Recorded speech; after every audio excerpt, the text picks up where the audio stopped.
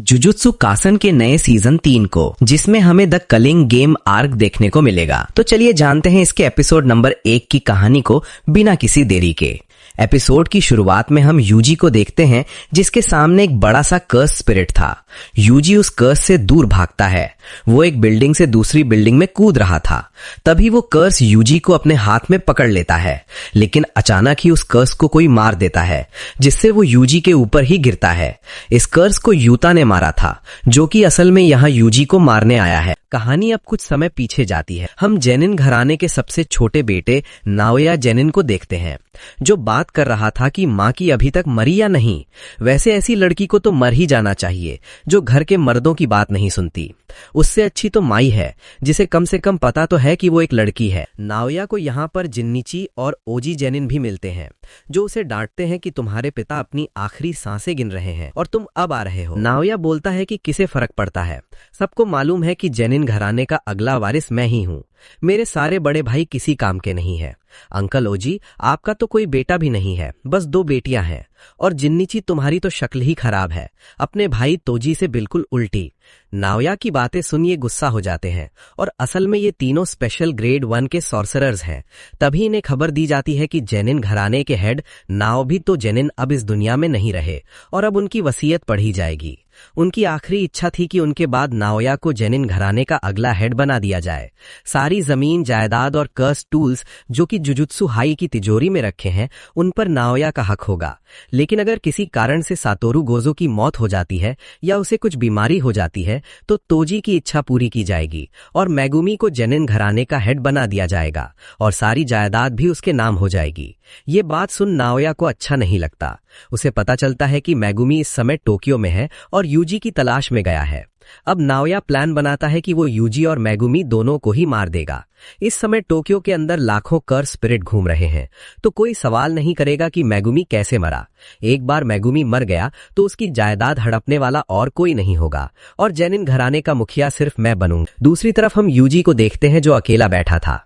चोजो उसके पास आकर पूछता है कि अब उसके घाव कैसे हैं। यूजी बोलता है कि अब वो ठीक है, शायद सुकुना की वजह से, और वो उसकी पावर बढ़ते हुए भी महसूस कर सकता है। वो यूजी से वापस जुजुत्सु हाई चले जाने को बोलता है। यूजी कहता है कि वो नहीं जा सकता, क्योंकि सुकुना मैगुमी के खिलाफ कोई खिचड़ी पका रहा है और मेरे हाथों न जाने कितने मासूम मारे गए हैं। मैं अब किसी के पास नहीं जा सकता। मैंने तो तुम्हारे भाइयों को भी मारा था चोजो। चोजो कहता है कि वो एक गलत फहमी थी, वो दोनों भी तुम्हें माफ कर देते, क्योंकि हम भाई हैं और यही बात सबसे ज्यादा मायने रखती है। यूजी कहता है कि चलो अभी तो हमें यहां से कर्स स्पिरिट्स को खत्म करना है। इसके बाद यूजी शहर में भागता रहता है, जिससे कई सारे कर्स उसके पीछे पड़ जाते हैं। कुछ स्पिरिट्स को तो वो एक मुक्के में ही मार देता है। वो अपने पीछे कई सारे कर्स को भगाते हुए अंडरग्राउंड ब्रिज में ले आता है, जिसकी दूसरी साइड चोजो खड़ा था। वो अपने पियर्सिंग ब्लड टेक्निक से एक शॉट में ही उन सब को मार देता है। एक कर्स चोजो के पीछे आता है तो यूजी उसे मुक्का मार के खत्म कर देता है। चोजो मन में सोचता है कि जब तुम मुझसे लड़े थे तब भी बहुत पावरफुल थे, लेकिन अब तुमने अपनी कर्स्ड एनर्जी को कंट्रोल करना सीख लिया है। तुम पूरी तरह से ठीक नहीं हुए, फिर भी तुम एक डीमन गॉड हो। मेरे छोटे भाई से मैंने यही उम्मीद की थी। वो यूजी को उसके फादर के बारे में कुछ बताने वाला था, लेकिन तभी यहां पर नाओया आ जाता है और पूछता है कि मैगुमी कहाँ है, वो अब तक नहीं आया क्या, और तुम दोनों अभी तक यहां से भागे नहीं। यूजी पूछता है कि हम भागेंगे क्यों, तो नाओया बताता है कि तुम्हें मौत की सजा सुनाई गई है, क्योंकि अब गोजो यहां नहीं है तो तुम्हें कोई प्रोटेक्ट नहीं कर सकता। गोजो के डर की वजह से हायर अप्स ज्यादा उंगली नहीं करते थे। नाओया आगे कहता है कि वैसे तो मैं मैगुमी को मारने आया था, पर अब तुम्हें भी ठिकाने लगा ही देता हूं। तभी वो यूजी के पीछे आकर उसे मुक्का मार देता है। चोजो उस पर अटैक करने जाता है तो वो उसके भी पीछे पहुंच जाता है और उस पे मुक्कों की बारिश कर देता है। नाओया इन दोनों से काफी तेज था। चोजो कहता है कि उसके पास जरूर कोई टेक्निक होगी। नाओया मन में सोचता है कि ये यूजी तो सुकुना का वेसल है, पर ये दूसरा बंदा कौन है। तभी इन्हें एक जोरदार कर्स एनर्जी महसूस होती है। यूजी सोचता है कि कहीं ये मिस्टर गोजो तो नहीं, पर वो मुड़ के देखते हैं तो ये असल में यूता था। वो बिल्डिंग से नीचे छलांग मारता है तो जमीन में गड्ढा हो जाता है। नाओया बोलता है कि तुम यूता हो ना, जिसे यूजी को मारने का काम मिला है। नाम सुनकर यूजी को याद आता है कि ये तो 2nd ईयर का स्टूडेंट है और ये एक स्पेशल ग्रेट सॉर्सरर है, बिल्कुल मिस्टर गोजो की तरह। यूता नाओया से कहता है कि मैं भी यूजी को मारने ही आया था, पर अब तुम्हारे काम में टांग नहीं अड़ाऊंगा। चोजो अब यूजी से बोलता है कि जल्दी यहां से भाग जाओ, मैं इस नाओया को संभालता हूं। पर वो यूता बिल्कुल गोजो की तरह है, अगर तुम उससे लड़ोगे तो जरूर मारे जाओगे।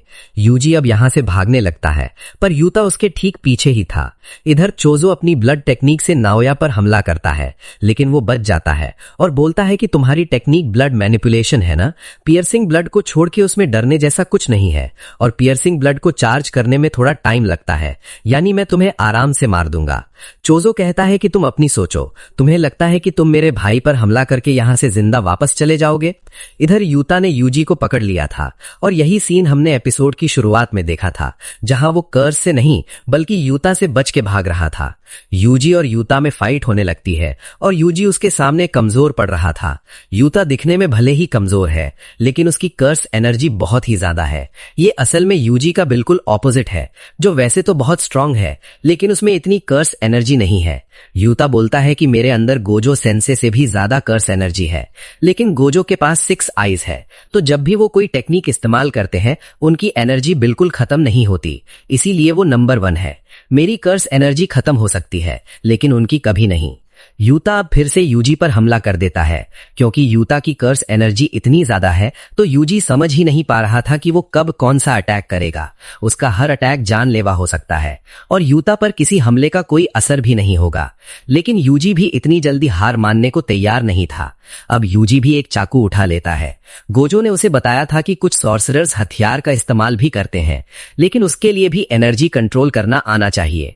यूजी अब अपने चाकू को आगे करके यूता की कटाना रोक लेता है, पर यूता बोलता है कि तुम कटाना पर कुछ ज्यादा ही ध्यान दे रहे हो, और उसे एक जोरदार मुक्का मार देता है। यूजी अब लात मार के उसकी कटाना तोड़ देता है, जो देख यूता हैरान था। आखिर यूजी भी गोजो सेंसे का स्टूडेंट है। यूजी अब सोचता है कि बिना हथियार के वो यूता से ठीक से लड़ पाएगा, और वो यूता पर अटैक करने भागने लगता है, लेकिन तभी पीछे से एक बड़ा सा कर्स आके उसे पकड़ लेता है। ये असल में रीका थी। यूजी को समझ नहीं आता कि ये रीका कहां से आ गई। उसने यूजी को ऐसे पकड़ा था कि वो हिल भी नहीं पा रहा था। यूता अब अपनी टूटी तलवार लेके ही आगे बढ़ता है और उसे यूजी के सीने में घुसा देता है और बोलता है कि मुझे माफ कर देना यूजी, इतादोरी। और यूजी की मौत हो जाती है और ये एपिसोड भी यहीं पर एंड हो जाता है। तो दोस्तों, क्या यूता ने सच में यूजी को मार दिया? जानेंगे अगले एपिसोड में, जो कि इसके साथ ही रिलीज किया गया है। अगर आप चाहते हैं कि मैं इस सीरीज को कंटिन्यू रखूं तो कमेंट में यस जरूर टाइप करें। बाकी वीडियो अच्छा लगा हो तो इसे लाइक और शेयर